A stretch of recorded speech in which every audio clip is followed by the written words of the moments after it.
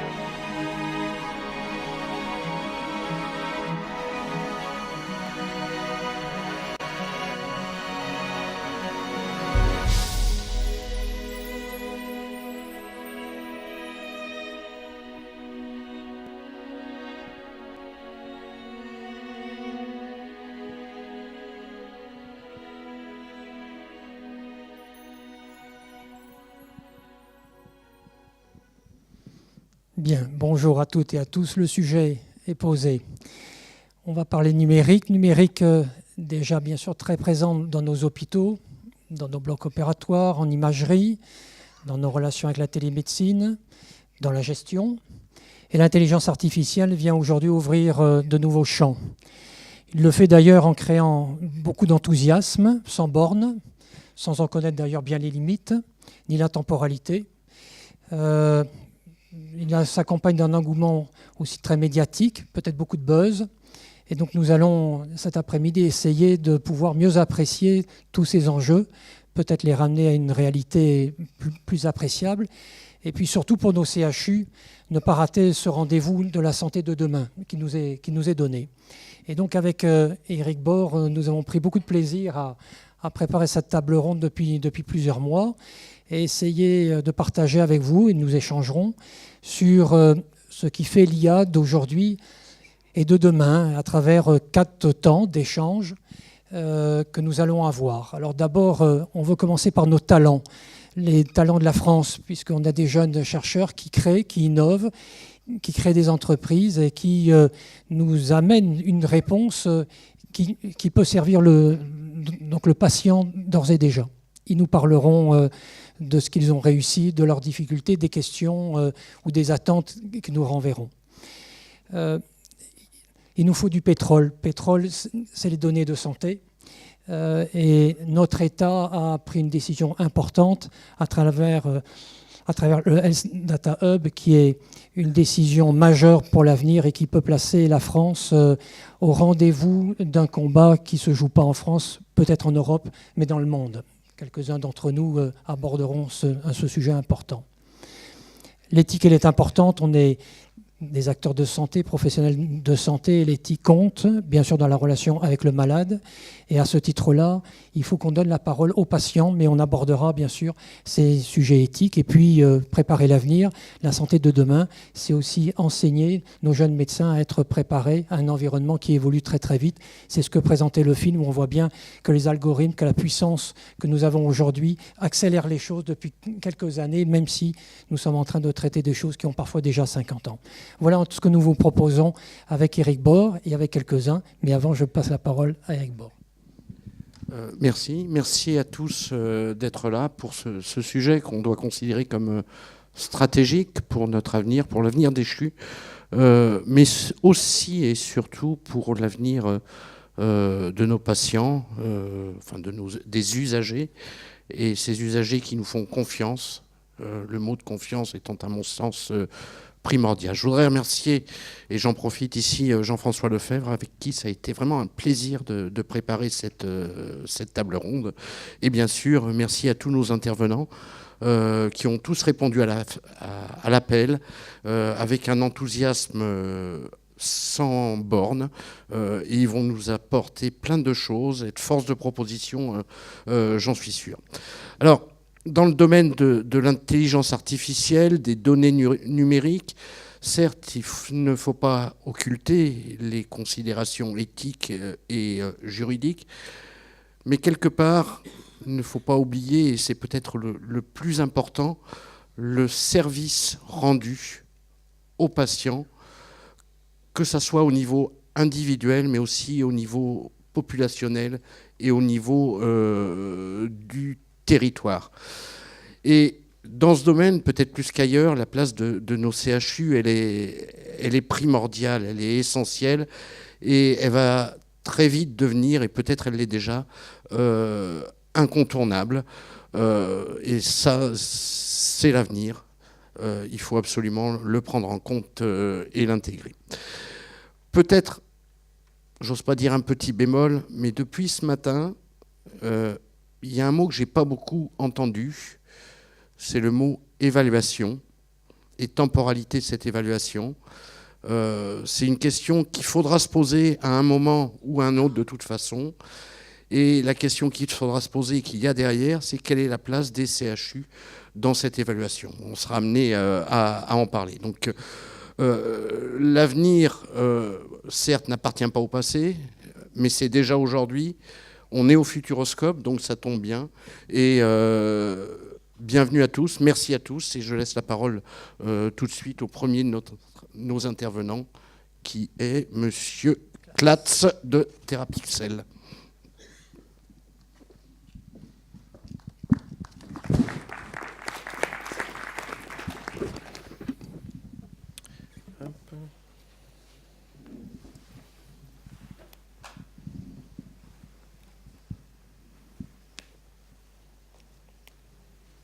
Je ne sais pas si c'est la télécommande. Normalement, ça l'est. Ou ça nous est... Non.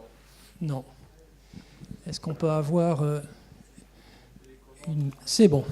Ah. C'est bon. Non. Ah, c'est bon. Ok. Donc je reviens en arrière, j'ai compris comment on faisait, excusez-moi. Donc je suis Olivier Klatz, je suis le PDG de la société Therapixel qui développe des logiciels d'aide à la décision pour le dépistage du cancer du sein. Et dans le cadre de cette présentation, je voulais à la fois présenter ce qu'on fait et puis essayer de prendre un petit peu de recul et de vous présenter de manière un petit peu plus générale les outils qu'on utilise et dans quel cadre on les utilise. Et puis essayer de vous faire comprendre aussi un certain nombre de doutes qu'on a, parce que comme on l'a dit, c'est le présent, c'est le futur. Au présent, il n'y a encore pas tant de choses que ça. En particulier, ma société, on est encore en développement aujourd'hui, on n'a pas de produit sur le marché, et le marché évolue en même temps que notre réflexion, et donc il y a vraiment quelque part des allers-retours entre ce que nous on développe et puis finalement ce que le marché est en capacité d'absorber aujourd'hui. Donc mon premier transparent, il avait pour but de vous expliquer un petit peu ce que c'est que cette intelligence artificielle, qui n'a pas cette tête-là en fait pour les ingénieurs qui travaillent chez nous, qui ressemble plutôt à quelque chose comme ça. Donc il ne faut pas oublier que l'intelligence artificielle à la base c'est de l'informatique et c'est des mathématiques. Et le but de cette intelligence artificielle, c'est d'apprendre des fonctions. Donc, si vous voulez, c'est de répondre à des questions, et des questions qui ne sont pas ouvertes, et des questions qui sont fermées. Typiquement, nous, la question qui nous intéresse, c'est y a-t-il la présence, oui ou non, ou même de manière continue, quelle est la probabilité qu'il y ait la présence d'un cancer dans une image. Donc souvent, ces intelligences artificielles, ces questions fermées, elles prennent en entrée des données qui sont en grande dimension, donc typiquement des images ou des signaux électriques qu'on va voir après. Et puis elles donnent une réponse en petite dimension, donc quand c'est oui ou non, c'est une dimension, vous pouvez avoir plusieurs dimensions. Mais souvent, il y a cet effet de réduction de dimension qui est extrêmement grand. Et donc le but de ces intelligences artificielles, c'est de faire ce qu'on appelle de l'apprentissage statistique. Donc on lui présente un certain nombre d'exemples. Donc je prends toujours mon cas à moi, sur lequel on a à la fois des données. Donc ces données sont des examens de mammographie. Et on a pour ces examens la vérité. Alors ce qui est important de comprendre, dans notre cas, la vérité, ce n'est pas le compte-rendu du radiologue, parce que le radiologue n'a pas de certitude en fait sur cet examen-là. C'est le résultat de ce qu'on appelle le bilan diagnostique, c'est-à-dire tous les examens qui ont conduit à prendre une décision finalement sur cette personne et ou ce patient. Donc ça fonctionne comme ça, en fait, ces algorithmes, ils essayent de minimiser une erreur entre cette vérité qu'on a sur ces exemples et puis la fonction qu'il prédit lui. Et alors ce qui se passe, c'est que donc, depuis plusieurs décennies, les informaticiens, comme j'étais moi également, puisque je suis un ancien chercheur en traitement d'images médicales, ce qu'on faisait, c'est qu'on paramétrait à la main ces fonctions, donc on programmait des fonctions qui allaient chercher dans les images les caractéristiques, les signatures des pathologies. Ce qui a changé dans ces quelques dernières années, c'est que maintenant, en fait, on ne programme plus ces fonctions.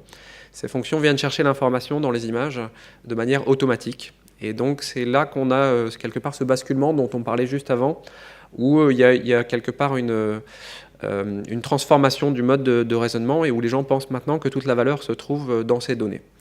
Alors, c'est partiellement vrai, c'est-à-dire qu'aujourd'hui, on ne pourrait plus travailler sans ces grandes quantités de données. Mais les données aujourd'hui ne ressemblent pas exactement à ça, elles ressemblent plutôt à ça. Et donc c'est pour ça que l'initiative dont on va parler juste après est essentielle. Nous, on passe énormément de temps à retravailler sur les données et à essayer de transformer quelque chose, une matière première finalement, en quelque chose qu'on peut utiliser. Ça veut dire extraire l'information des comptes rendus, ça veut dire annoter les données pour détailler à l'algorithme où se trouve l'information. Donc il y a beaucoup de travail qui est fait sur ces fameuses données. Et l'autre point, c'est que du coup, on a tendance un petit peu à minimiser le rôle des personnes qui programment ces fonctions. On a l'impression que finalement, on a fait une apologie de Google juste avant, donc on peut reprendre les algorithmes de Google et que ça va marcher très bien. Ben, malheureusement, ça ne fonctionne pas encore comme ça. Les talents qui travaillent sur ces algorithmes coûtent très cher, partent aussi de ces pays. Et donc aujourd'hui, nous, on investit encore plus typiquement sur les ingénieurs qui travaillent sur ces algorithmes que sur l'acquisition de données. C'est grosso modo, chez nous, ça doit être 60-40. 60% sur les ingénieurs et 40% sur l'acquisition de données. Et le plus on travaille finalement sur ces algorithmes, et au plus on s'aperçoit qu'on a besoin de comprendre, et donc là c'est ce que j'ai mis comme image, là on essaye de plus en plus de reproduire finalement le raisonnement médical. Et on s'aperçoit que plus on a cette connaissance a priori qu'on arrive à mettre dans ces algorithmes, et plus on est en capacité d'améliorer leur performance. Donc c'est assez paradoxal parce qu'avant on arrivait très bien à intégrer de l'information dans ces algorithmes. Maintenant ça devient très difficile parce qu'ils sont très contraints et imposer un raisonnement devient difficile dans ces nouvelles technologies. Alors du coup, pour que vous compreniez bien, je vous donne un exemple ici. Ces algorithmes typiquement marchent très bien pour ce genre de cas. C'est-à-dire que là, pour les plus réveillés d'entre vous, vous voyez qu'il y a deux classes d'images, des sofas qui sont vides et des sofas avec des chiens. Donc je vous dis, si jamais vous n'avez pas trouvé, ça c'est les sofas avec les chiens. Et la problématique qu'ont ces algorithmes, et c'est aussi l'un des buts de cette présentation, c'est de vous présenter les limites. Typiquement, un algorithme qui va apprendre là, qu'est-ce que c'est qu'un sofa avec un chien et un sofa sans chien, sera incapable de donner une réponse à cette image-là. En fait, il va probablement dire qu'il n'y a rien sur le sofa dans ce cas-là. Et c'est là que c'est important de comprendre, c'est la question que j'ai présentée au début, c'est que les questions sont fermées. On demande est-ce qu'il y a un chien, oui ou non, sur le sofa, mais l'algorithme ne va jamais vous dire qu'il y a quelque chose d'anormal en fait sur cette image-là. Et donc c'est tout le paradoxe en fait de ces algorithmes, c'est qu'on est arrivé à des algorithmes qui sont extrêmement performants sur des questions qui sont, moi j'appelle ça des Dirac en informatique, mais qui sont extrêmement fines. Donc je représente ça avec ce type de graphe. Si vous représentez quelque part la connaissance que peut avoir un radiologue, alors là j'ai mis en modalité, mais c'est pas forcément que en modalité, vous avez en spécialité, en cardio, en neuro, en onco, etc. mais les gens ont une sorte de connaissance transverse et puis une spécialité sur laquelle ils sont un peu meilleurs. Et bien, ces algorithmes-là ne fonctionnent pas du tout comme ça. Ils ont une connaissance qui est absolument zéro partout, à l'exception de la question sur laquelle ils ont été entraînés. Et du coup, ça a la conséquence que sur ce type d'examen, aujourd'hui, je ne connais pas d'intelligence artificielle qui est capable de dire qu'il y a un problème et même quel est le problème. Alors que je pense pas qu'il y ait des radiologues dans la salle, mais je pense que vous avez tous compris qu'il y a quelque chose qui a été avalé par cette personne et vous êtes tous capables même de dire ce qui s'est passé. Et donc, c'est toute la difficulté qu'on a sur ces algorithmes, c'est qu'ils n'ont pas la capacité d'abstraction, en fait. Ils n'ont pas la capacité de prendre du recul. Ils n'ont pas la capacité de trouver quand il y a une anomalie qu'on ne leur a pas montré 1000 fois. Et des cas de petites cuillères avalées, on n'en a pas 10 000 exemples. Et aujourd'hui, on n'est pas capable d'avoir un algorithme qui est capable de traiter ce cas-là. Et puis, si on l'avait, il marcherait très bien sur les cuillères, mais probablement très mal sur une fourchette. Donc, il faut bien comprendre, en fait, comment fonctionnent ces algorithmes et où sont ces limitations. Donc, maintenant, je vous ai dit ça, je vais vous détailler un petit peu plus ce qu'on fait. Donc nous, on s'occupe du cancer du sein, qui est le cancer numéro 1 chez la femme, qui touchera une femme sur 8 au cours de sa vie. L'examen de dépistage, c'est un examen qui a un taux de rappel, donc d'examens qui sont considérés comme suspects de 10%, et où finalement, en bout de chaîne, on trouvera environ 5 cancers pour 1000 examens de dépistage. Qu'est-ce que ça veut dire un examen de dépistage? Ça veut dire dans une population qui est asymptomatique, essayer de faire 2 groupes. Un groupe où on a les examens qui sont considérés comme non suspects. Et finalement, ce qui est important de comprendre, là, c'est un message important que je vais passer, c'est que ce groupe-là, c'est le groupe sur lequel on fait le diagnostic. C'est sur ces examens-là où finalement, il n'y a plus rien qui est fait derrière et où on dit, vous pouvez rentrer chez vous, il n'y a rien d'anormal dans vos examens. Et puis, il y a un autre groupe qui est considéré comme suspect, où là, justement, on va faire des examens complémentaires. Et là, le but, c'est de trouver à la fois le plus de cancers, mais de minimiser le nombre de fausses alarmes. Donc ce type d'évaluation, et on revient à l'évaluation, qui est essentielle en fait pour ce type d'algorithme, l'évaluation se fait avec ce genre de graphe que vous avez probablement déjà vu 1000 fois, où sur l'axe vertical, vous avez ce qu'on appelle la sensibilité, donc c'est le pourcentage de cancers qui sont effectivement trouvés, et sur l'axe horizontal, c'est le taux de faux positifs, donc c'est le pourcentage de fausses alertes qui sont levées. L'objectif étant évidemment d'être tout en haut à gauche, et puis si vous vous trouvez sur ce que moi j'appelle la diagonale du hasard, c'est que vous prenez une décision complètement aléatoire. Aujourd'hui, ça c'est les performances à la fois des humains sur quelques études cliniques qu'on a pu trouver, donc c'est les croix qui sont assez proches du haut à gauche, et les algorithmes existants se trouvent assez proches de la diagonale du hasard, ce qui fait que la plupart des études récentes démontrent que lorsque les experts utilisent ce type d'outils, finalement ils ont tendance à tendre vers la croix rose. Donc utiliser les outils du passé, aujourd'hui, ça augmente le nombre de rappels, mais ça ne permet pas de détecter mieux les cancers. Je vais vous montrer la performance que nous, on obtient aujourd'hui avec nos algorithmes, qui sont encore en développement. Donc on a aujourd'hui une performance autonome, donc là c'est sans l'utilisation d'experts, qui est assez proche des meilleurs experts, en particulier là ici, c'est un examen qui est aux États-Unis. Ce type d'outil, lorsqu'il est utilisé sur des données rétrospectives, on a des résultats qui sont assez intéressants. Donc typiquement, là, ce que vous voyez, c'est le résultat de l'algorithme, la réponse qu'il donne sur des patients. Et on regarde non pas la réponse de l'algorithme sur l'examen, mais sur l'examen N-1. Donc lorsque l'examen N n'était pas un cancer, en N-1, on a grosso modo 10% de rappel. Donc c'est la partie qui se trouve à droite du seuil que vous voyez. Et on a 90% d'examens où on ne voit rien. Donc c'est le taux de rappel qui est normal finalement des radiologues. Ce qui est assez intéressant, c'est que sur les examens qui sont cancer en N, en N-1, dans 30% des cas, notre algorithme il trouve déjà le cancer. Ce que je suis en train de vous dire là, donc cette étude-là, c'est sur 600 000 examens, donc c'est quand même pas une petite base de données. Dans 30% des cas, on est capable de trouver le cancer au minimum 1 an plus tôt, puisque là, c'est des données américaines où le dépistage, il est tous les ans. Et quand vous savez que le cancer du sein, on le traite d'autant mieux qu'il est pris tôt, vous voyez ici comment peuvent être utilisés ce type d'algorithmes. Alors, ce que je voulais vous expliquer aussi, c'est qu'on a encore des interrogations, et typiquement, en fait, ce type d'outil ne s'intègre pas forcément, d'après nous, de la même manière, suivant les pays. Typiquement, en France, le dépistage du cancer du sein, on a 2 examens, on a 2 lectures, en fait. Une première lecture d'un radiologue, et puis une deuxième lecture ensuite pour tous les examens sur lesquels il n'y a rien qui a été trouvé. Et nous, ce qu'on pense, c'est que typiquement dans ce workflow, qui est très bien en fait, où on a une prise en charge des patients avec non seulement donc, cet examen de mammographie, mais une palpation, mais une consultation, mais une échographie, c'est pas forcément pertinent de mettre l'intelligence artificielle lors de la première lecture. Et on pense que l'organisation de la deuxième lecture, qui est extrêmement robotique, on pourrait dire, se prête très bien à finalement une intelligence artificielle. Aux États-Unis, vous avez un système qui est complètement différent. Vous avez une seule lecture. Et là, on pense que c'est plus pertinent de mettre l'intelligence artificielle avant pour accélérer grandement le temps finalement qui est passé sur les examens. Et finalement, quand je prends un petit peu de recul sur ce que moi j'ai vu aujourd'hui en intelligence artificielle en imagerie médicale, on a un impact de l'intelligence artificielle qui peut venir à différents moments. Donc c'est mon dernier transparent, c'est ce que je voulais vous montrer. Donc vous avez des intelligences artificielles qui interviennent avant la lecture. Sont des intelligences artificielles qui permettent de gagner du temps. Il y a une première lecture qui est faite finalement par cette IA, et vous avez l'expert qui vient confirmer derrière et qui permet de rattraper les erreurs, mais qui gagne beaucoup de temps. Vous avez les intelligences artificielles qui agissent pendant la lecture, et là c'est souvent des aides à la décision pour venir caractériser. Donc la détection est faite par l'expert, et l'intelligence artificielle va permettre de prendre une décision sur une détection locale. Vous avez des intelligences artificielles qui travaillent a posteriori, donc qui font les fameuses deuxièmes lectures. Donc là, vous avez une première lecture en fait complètement normale, et l'intelligence artificielle ici vient lever des alertes sur les examens qui ont été considérés comme non suspects. Il faut voir que ces intelligences artificielles-là créent en fait normalement un taux de rappel supérieur, parce que vous n'allez pas enlever le nombre de positifs que vous avez fait, mais par contre vous allez en rajouter.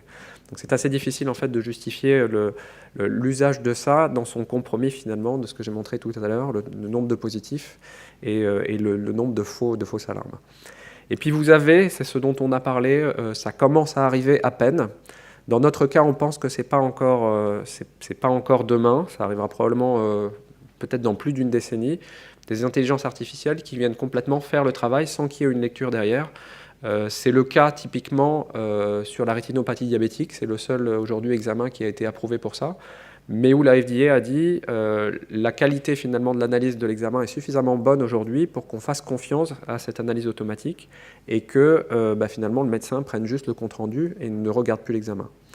Je reviens et je conclus par ce que vous avez dit. La question de l'évaluation elle est extrêmement importante quand on arrive dans les cas comme celui-ci, mais même dans les cas où on intervient avant l'expert, puisque plus l'algorithme est bien et plus on va avoir tendance à lui faire confiance et à se reposer sur lui. Et aujourd'hui, on a une évaluation des dispositifs médicaux qui finalement n'a pas la même méthodologie que le médicament. Et puis il y a eu récemment un certain nombre d'articles de presse qui dénoncent ça. Mais nous, on le voit au jour le jour, c'est-à-dire que c'est typiquement pas du tout les mêmes méthodes en Europe et aux États-Unis pour valider ce type d'algorithme. Et nous, on est plutôt partisans d'une évaluation plus forte de ces systèmes, parce qu'on sait que demain, ça va avoir un impact important sur la manière dont on diagnostique ou fait ce genre de dépistage. Voilà, merci à tous. Merci, M. Platz. On comprend mieux le sujet. Question, parce que vous êtes exporté aux États-Unis, quelle est votre vision en qualité de jeune start-up bien connu en France, la vision de nos CHU que vous avez? On est accessible, vous avez travaillé avec nous, le marché français est un grand marché? Voilà, la dernière question, elle est très simple. Le marché français, comparé aux États-Unis, est beaucoup plus petit. Et pour des sociétés comme les nôtres, je pense que Yann dira la même chose. On a tendance à aller naturellement vers les États-Unis parce que vous êtes sur un système qui est 6 fois plus gros en nombre de personnes, qui grosso modo rembourse 2 à 3 fois mieux. Typiquement sur le dépistage du cancer du sein, en plus, vous avez une assiduité des femmes qui est supérieure et un dépistage qui est 2 fois plus fréquent. Donc quand vous multipliez tout ça, à la fin, ça fait un chiffre qui est beaucoup, beaucoup plus gros.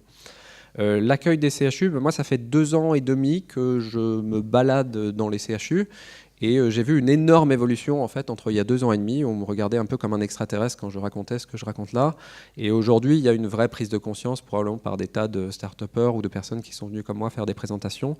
J'étais assez surpris finalement de la vitesse de la transformation ou de la vitesse à laquelle ces grosses institutions ont évolué. Et aujourd'hui, on a des établissements qui sont très réceptifs.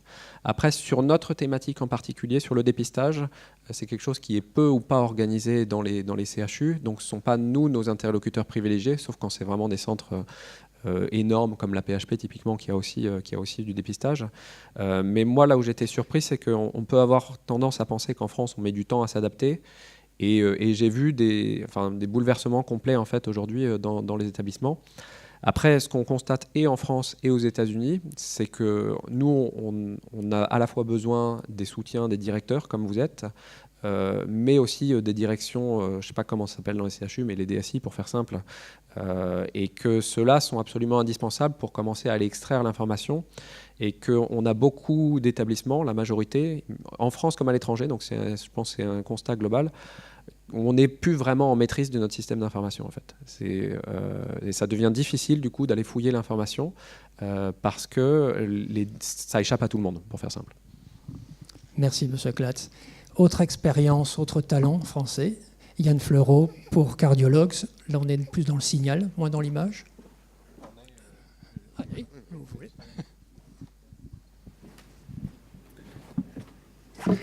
Alors, bonjour à tous. Donc, je suis Yann Fleureau, je suis le PDG de Cardiologues, qui développe une solution dont le principe technologique est similaire à Therapixel, appliqué sur une autre modalité de diagnostic en cardiologie que vous connaissez sûrement, et qui vous rappellera peut-être des souvenirs, qui est l'électrocardiogramme. L'électrocardiogramme est l'examen qui mesure l'activité électrique du cœur, et c'est un examen qui, je dirais, peut être challenging ou complexe à analyser pour les médecins qui ne sont pas experts et qui font tout de même face à l'analyse, et relativement long, chronophage à lire pour les experts, surtout quand il s'agit de cas de CG ambulatoires, ce qu'on appelle les Holters. En France, on fait du Holter de 24 heures, voire de 48 heures. Aux États-Unis, on est déjà sur les Holters maintenant de 14, 21 jours, de 30 jours. Notamment parce qu'il y a une différence fondamentale entre les États-Unis et la France, à ce titre, c'est qu'il y a un métier qui existe, qui n'existe pas en France, en tout cas pas encore, peut-être qu'il n'existera jamais, qui est le métier de technicien ECG. C'est-à-dire que le technicien ECG est un professionnel de santé diplômé qui a le droit, la capacité de lire les ECG et notamment les Holters à la place du cardiologue qui reçoit le compte-rendu final et le valide pour le diagnostic final et indication thérapeutique. Alors, pour présenter rapidement Cardiologues, notre sujet, c'est l'ECG. Quand on a commencé il y a 4 ans, on a commencé sur un sujet qui était, voilà, de manière un peu naïve, immédiate, de dire aujourd'hui l'ECG pose problème pour des médecins qui ne sont pas spécialistes, déjà en France. Donc on imagine que dans d'autres pays, potentiellement, c'est équivalent, voire pire. Finalement, au fur et à mesure qu'on a développé la technologie avec des cardiologues, les cardiologues nous disaient, mais vous savez, nous, l'ECG nous pose aussi problème. C'est pas un problème de compétence, c'est juste que c'est pas le truc le plus plaisant à faire, de lire des kilomètres et des kilomètres d'ECG à longueur de journée. Et surtout, c'est pas non plus rentable. Donc, on a, je dirais, identifié par là la valeur de notre solution sur le marché de l'ECG, que sont d'abord apporter une meilleure précision du diagnostic sur des professionnels de santé, sur des médecins qui ne sont pas spécialisés, et apporter des gains économiques, des gains de temps et tout simplement de productivité sur ces ECG ambulatoires. Et c'est sur le deuxième, sur l'analyse de l'ECG ambulatoire, qu'on a concentré aujourd'hui le business model de Cardiologues, notamment aux États-Unis. Il y a toute une industrie de l'analyse d'ECG. On a été donc la première société au monde, société française, mais première société au monde à recevoir une accréditation réglementaire pour une technologie de deep learning en tant que dispositif médical, en l'occurrence dispositif médical de classe 2, en août 2016, en recevant le marquage CE médical.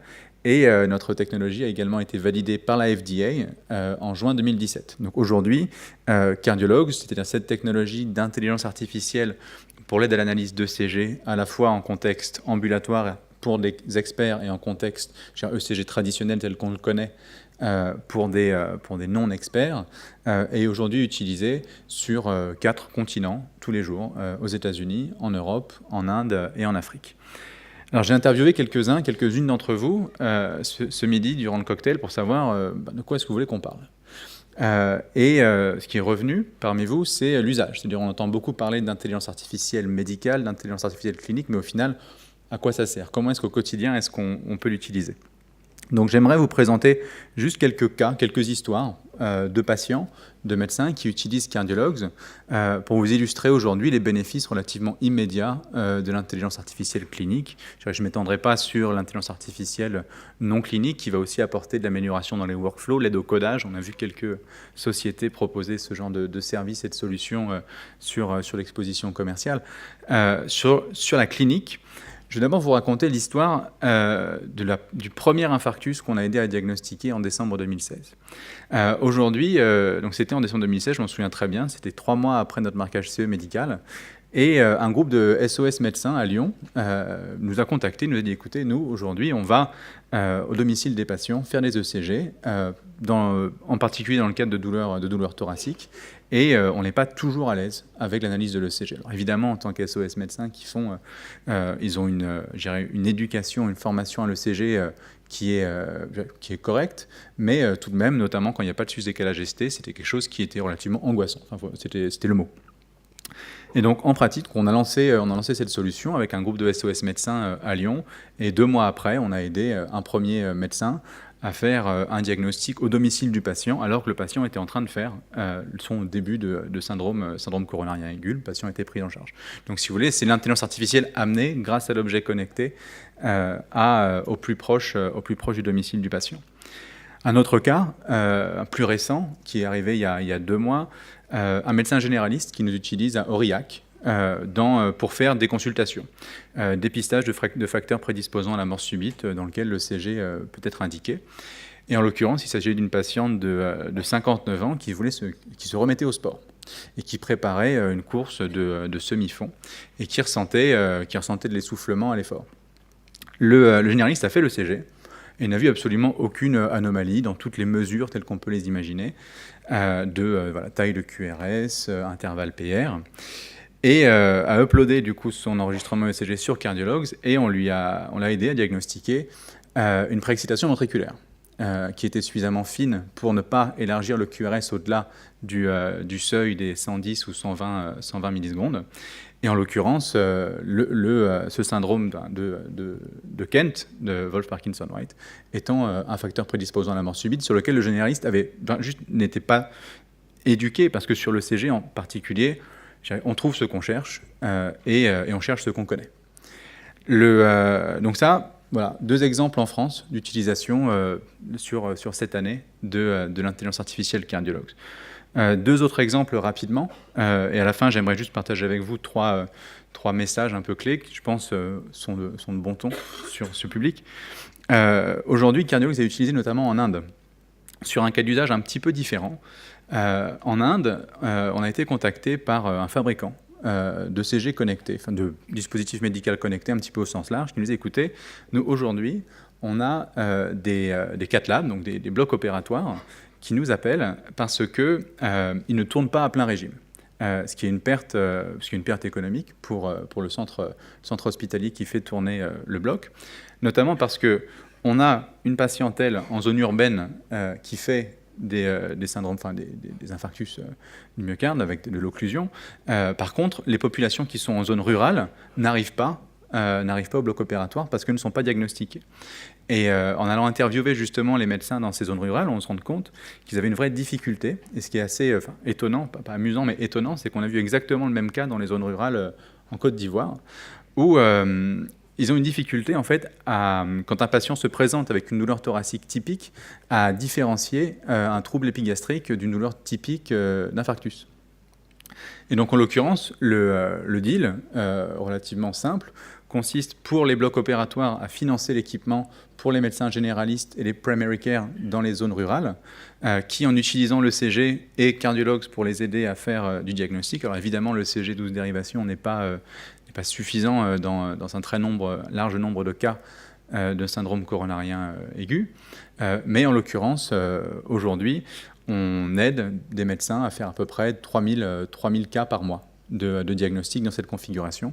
Et c'est un cas que je trouve assez intéressant dans la mesure où on arrive à aligner les intérêts dans un système complexe de 5 acteurs. C'est-à-dire que le bloc opératoire est content, on leur apporte plus de patientèle, le médecin généraliste fait un meilleur service médical rendu, le fabricant de CG vend plus d'équipements, nous on vend plus de licences.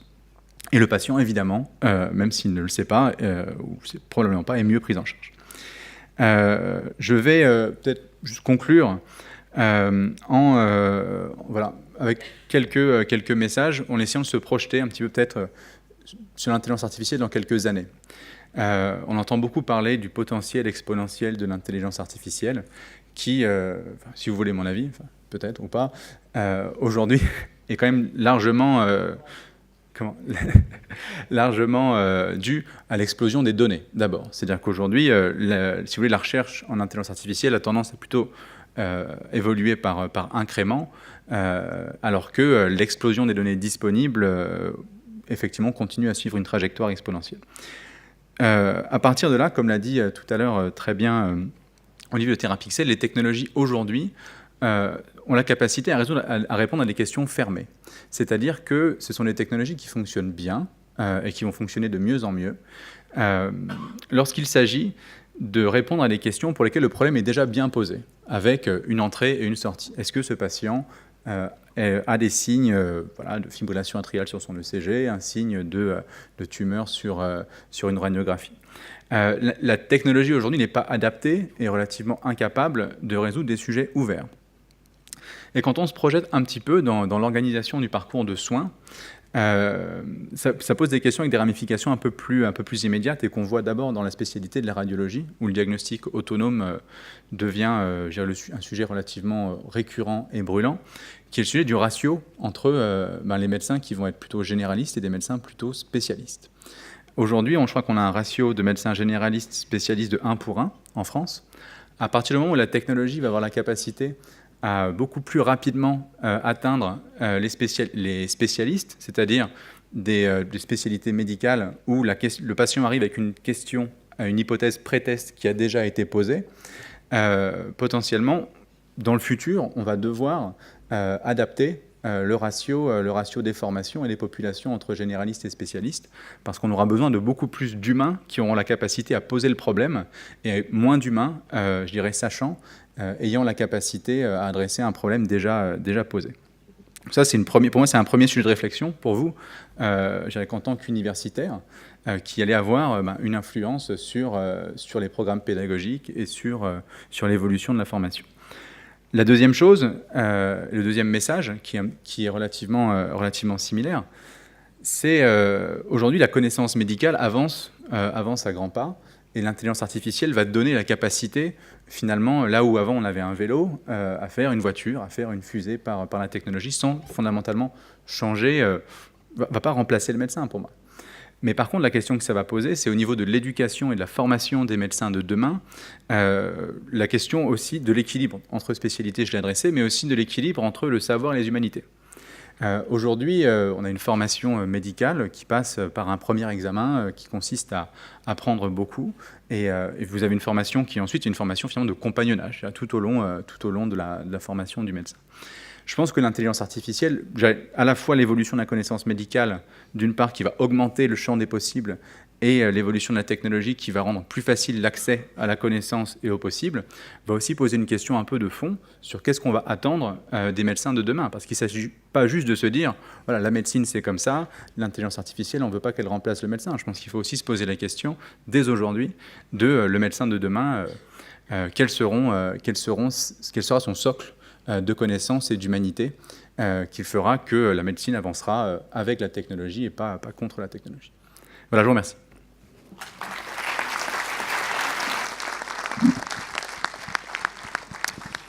Des questions de la salle à nos deux présidents fondateurs de start-up. Oui. Didier Audienne.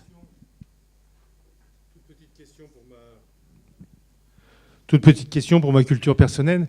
Concernant l'exemple que vous avez cité sur Aurillac, quelle a été la suite de la prise en charge avec le CHU de référence ? Eh bien, écoutez, je n'en ai aucune idée. Parce que c'est quand même la vraie question ensuite de la filière, de l'organisation et c'est vrai. de la transmission de la technologie au plan opérationnel, quoi. Oui, pour moi, on a demandé effectivement au généraliste qu'est-ce qu'il a fait. Il m'a dit qu'il il l'a transmis à un cardiologue référent. Est-ce qu'il était dans un contexte de CHU ou dans un cardiologue spécialiste? Honnêtement, je ne le sais pas. Effectivement, je pense que par contre, la question peut-être un peu plus générale qu'il y a, c'est en rendant par la technologie des tests, en tout cas la capacité de procéder à des tests plus avancés ou plus complets au niveau de la médecine générale, comment est-ce que ça va avoir une incidence sur l'équilibre entre effectivement la médecine générale et la médecine spécialisée, qui est déjà quelque chose qu'on voit aux États-Unis, au Royaume-Uni, où aujourd'hui, on a des médecins généralistes qui sont clients de cardiologues, qui sont, par intervestiaire d'ailleurs, pas directement, où en fait on a des médecins généralistes qui ont une spécialité en cardiologie. C'est-à-dire que c'est quelque chose, en tout cas au Royaume-Uni, sur la médecine générale, qui ont une spécialité en plus, notamment de cardiologue. Dans quelle mesure le modèle français va évoluer? Moi, j'y suis relativement favorable, notamment avec le fait qu'il y a de plus en plus de déserts médicaux. Aujourd'hui, de toute façon, il y a plein d'endroits où on n'aura pas le choix. Et je ne pense pas d'ailleurs que ça ira contre l'intérêt des cardiologues. Parce que, d'un point de vue strictement commercial, un faux positif qui arrive chez vous, ce n'est pas entre guillemets un business récurrent. Il arrive, vous le diagnostiquez, c'était une fausse alerte. Un patient qui arrive et qui est diagnostiqué avec effectivement une maladie cardiovasculaire, c'est quelqu'un que vous allez suivre à vie. C'est d'un point de vue purement, strictement de l'activité, c'est quelque chose qui est beaucoup plus, à la fois pour moi, intéressant, mais aussi économiquement qui a du sens qu'un faux positif. Merci beaucoup. Je suis obligé. Oui, professeur. Et après, nous passons à la deuxième séquence. Si on veut tenir l'horaire, qui est déjà dépassé. Merci à vous deux pour vos deux présentations. Une question technique. Vous nous avez bien dit effectivement que probablement que l'intelligence artificielle ne pourrait pas remplacer le médecin, mais que vous êtes en recherche d'optimiser un petit peu vos résultats. Est-ce que vous vous aidez dans ces questions fermées d'un certain contexte en termes de données d'anamnèse, je pense pour la radiologie et le dépistage du cancer du sein, mais outre la douleur thoracique dans le cas de l'infarctus par exemple, est-ce que vous aidez ou vous envisagez d'aider pour optimiser un petit peu vos résultats sur des données d'anamnèse qui pourraient renforcer un peu plus la réponse à ces questions fermées?